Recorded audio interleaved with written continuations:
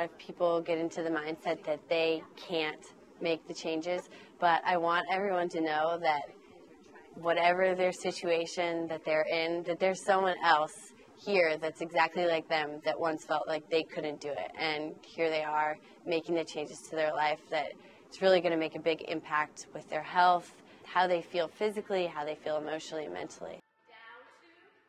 I think what happens, again, is people become overwhelmed by going on a diet or going on an exercise plan, and really the biggest change can be made from making lots of little simple changes every day.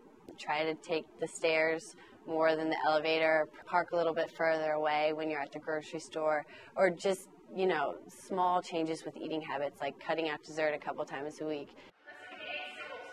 Naturally what happens is when people make changes, they see the success that they get from making those changes and they get more motivated. I mean, people in the gym start coming, and once they start seeing success within themselves, they get excited and then they start doing more. I mean, if you could see some of the transitions in here, it's really incredible that it might have started with just one little thing and then it's ended up in completely altering a lot of people's lifestyles.